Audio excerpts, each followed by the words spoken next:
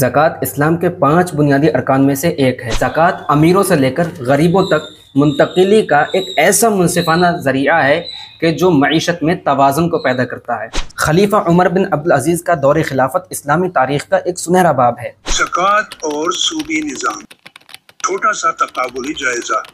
इस्लामी मईशत में ज़कात और सूद दो मुतसाद तसव्वुरात हैं। ज़कात एक ऐसा निज़ाम है जो दौलत की मुनसिफाना तक़सीम और समाजी बहबूद को यकीनी बनाता है, जबकि सूद दौलत की गैर मसावी तक़सीम और इस्तेहसाल को फ़रोग़ देता है। आइए तो इस मज़मून में ज़कात और सूद का एक मुख्तसर सा तकाबुली जायज़ा लेते हैं और दोनों के नफ़ा और नुकसान को वाज़ेह करते हैं।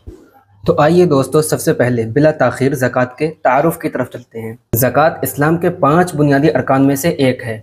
ये एक माली इबादत है जो साहिब निसाब मुसलमानों पर फ़र्ज़ की गई है ताकि वो अपनी दौलत का मखसूस हिस्सा यानी कि 2.5% मुस्तहिक़ीन अफराद को हिबा कर दें। दौलत की तक़सीम, ज़कात अमीरों से लेकर गरीबों तक मुंतकिली का एक ऐसा मुनसिफाना ज़रिया है कि जो मईशत में तवाज़ुन को पैदा करता है। समाजी बहबूद, ज़कात अदा करने से गरीबों, मसाकिन, यतीमों, बेवाओं और दीगर मुस्तहिक़ीन अफराद की मदद होती है जो हमारी मदद के मुस्तहिक़ हैं। अखलाक़ी तत्हीर, ज़कात अदा करने से माल पाक होता है और दौलत में बरकत आती है। मुआशरती हम आहंगी, ज़कात अदा करने से समाज में नफ़रत और हसद के बजाय हमदर्दी और मसावात को फ़रोग़ मिलता है। अब आइए बिला ताख़ीर ज़कात के फ़वाइद की तरफ चलते हैं। माशी इस्तेहकाम, ज़कात गुर्बत को ख़त्म करके माशी इस्तेहकाम पैदा करती है। मुआशरती इंसाफ, ज़कात देने से अमीर और गरीब के दरमियान फ़र्क कम होता है। अखलाक़ी बेहतरी, ये अफराद को सखावत और ईसार की तालीम देती है। कारोबारी तरक्की,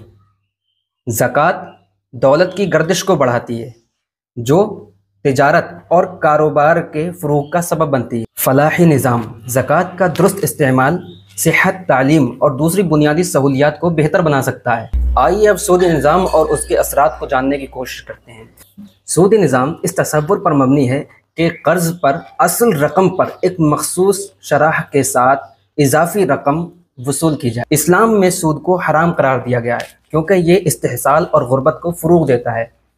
इससे अमीर और अमीर होते चले जाते हैं और गरीबों में और गुर्बत का इजाफा होता चला जाता है। सूद की जो बुनियादी खासियतें हैं उनमें से चंद का मैं जिक्र करता हूँ। दौलत की गैर मसावी तक़सीम, सूदी निज़ाम में दौलत चंद हाथों में रक़्स करती है।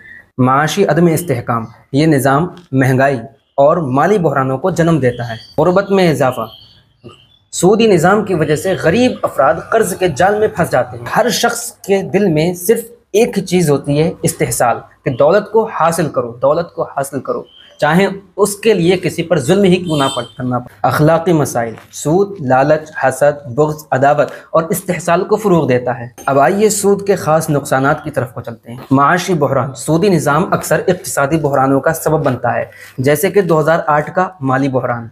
सूदी कर्ज़े गरीबों को और गुर्बत की तरफ धकेल देते हैं। इस्तेहसाल, बैंक और मालियाती इदारे सूद के ज़रिए कमज़ोर तबके से माल वसूल करते हैं। कर्ज़ों का बोझ, सूदी कर्ज़े अफराद, कारोबारों, हत्ता के ममालिक को भी दिवालिया होने के दहाने पर खड़ा कर देते हैं। ज़कात की मिसाल ऐसी है कि एक ताजिर हर साल अपनी आमदनी में से एक मखसूस हिस्सा ज़कात के नाम पर निकालता है और उसको गरीबों, यतीमों, मसाकिन और दूसरे मुस्तहिक़ीन अफराद को पहुंचा देता है, जिससे कि उनकी बुनियादी ज़रूरियात पूरी हो जाती हैं। सूद की मिसाल ऐसी है कि एक गरीब किसान बैंक से कर्ज़ लेता है, लेकिन उस पर सूद की बढ़ती हुई शरह की वजह से वो उसको अदा करने से कासिर रहता है, जिसकी वजह से वो मज़ीद कर्ज़ों में जकड़ जाता है। सूद के असरात हमारे सामने हैं। कई तरक्की याफ्ता ममालिक कर्ज़ों पर सूद की बढ़ती हुई शरह की वजह से अपने मुल्क की मईशत को मुस्तहकम नहीं कर पाते, क्योंकि उनकी आमदनी का बड़ा हिस्सा सूद की अदायगी में चला जाता है। नतीजा, ज़कात और सूदी निज़ाम का तकाबुली जायज़ा ये ज़ाहिर करता है कि ज़कात एक मुस्बत और मसावी मईशत की बुनियाद रखती है, जबकि सूदी निज़ाम अदम मसावात और इस्तेहसाल पर मबनी है। ज़कात से मईशत में तवाज़ुन और इस्तेहकाम आता है, जबकि सूदी निज़ाम ज़्यादातर अमीर तबके को फ़ायदा पहुँचाता है और गरीब तबके को नुकसान पहुँचाता है। ज़रा गौर कीजिए, दुनिया भर में इंसानों की एक बड़ी आबादी ऐसी है जो किसी न किसी वजह से फाकों से जूझती है और माशरे में जराइम की बढ़ती हुई तादाद सारी इंसानियत को परेशान किए हुए है और माहिरीन इस पर गौर व फिक्र में लगे हुए हैं कि क्राइम पर कैसे काबू पाया जाए। इसके लिए 2 चीज़ें मुकर्रर की गई, एक कैद और दूसरी चीज़ मुआवजा। फ़र्ज़ कर लीजिए एक मुजरिम पकड़ कर लाया गया और उसके सामने दो ऑप्शन रखे गए, उसने एक को चूज़ कर लिया, उसने मुआवजा दे दिया या उसने कुछ वक्त कैद रहकर अपनी सज़ा को पूरा कर लिया, तो क्या अब इस बात की गारंटी है कि जुर्म ख़त्म हो जाएगा? इस बात की कोई गारंटी नहीं है कि अब वो जुर्म नहीं करेगा। जुर्म को ख़त्म करने का एक ही तरीक़ा है कि गौर किया जाए कि इस जुर्म के पीछे सबब क्या है, क्योंकि जो भी मुजरिम बनता है वो किसी न किसी वजह, किसी न किसी सबब से बनता है। अगर उस वजह को ख़त्म कर दिया जाए तो जुर्म ख़त्म हो सकता है। ये नहीं कहा जा सकता कि दुनिया भर के मुजरिम सिर्फ गरीबी की वजह से मुजरिम बनते हैं, लेकिन ये एक गौर करने वाली बात है कि जुर्म के पीछे अक्सर गरीबी होती है, यानी ज़्यादातर मुजरिम जो है वो गरीबी की वजह से मुजरिम बनते हैं। इसका एक बेहतरीन हल इस्लाम ने 1450 साल पहले पेश किया है, यानी कि ज़कात। इस ताल्लुक़ से अमीरुल मुअमिनीन खलीफा उमर बिन अब्दुल अज़ीज़ हमारे लिए बेहतरीन मिसाल हैं।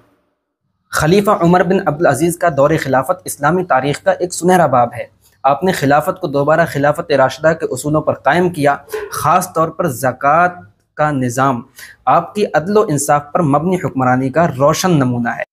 आपने सबसे पहले बैतुल माल को अवाम की अमानत समझा और उसकी तक़सीम में मुकम्मल दयानतदारी इख्तियार की।